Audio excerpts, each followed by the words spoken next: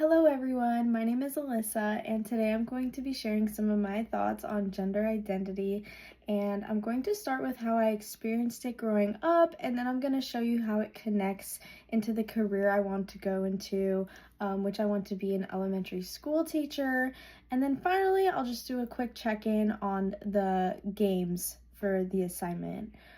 So after reading chapter 2 of the textbook, it made me realize that while growing up, I learned about gender identity from my family, school, and what I saw on TV.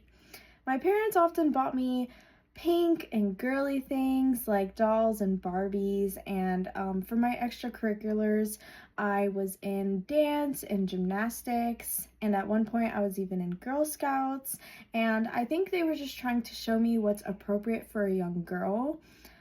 At home, we had a tradition to go out to dinner every Friday and Saturday night, and thinking back to that time, I noticed every time we went out to dinner, the waitress would hand my dad the check, and he would take care of the bill.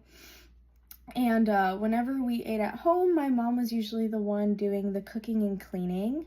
Um, when I went to school, I noticed that the boys were encouraged to play sports, be tough, while girls were expected to be more polite, disciplined, and respectful by the teacher. And I also noticed that all the shows or movies I watched growing up, females and males often had different roles. I remember seeing men as strong, competitive, and hardworking, or involved in sports, while women were shown cooking, cleaning, helping around the house, things like that, more girly things.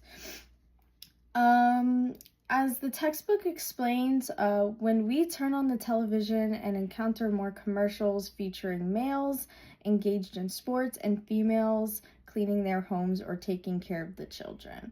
So that kind of went along with like what I used to watch on TV, so that's why I wanted to include that quote in there.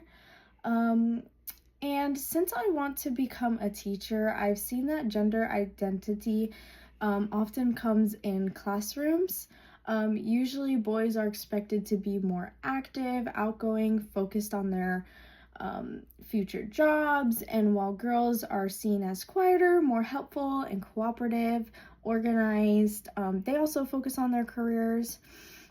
And I don't think this is a bad thing that they separate two genders or have gender stereotypes. I think we all have different strengths, and I think it's important to use those strengths.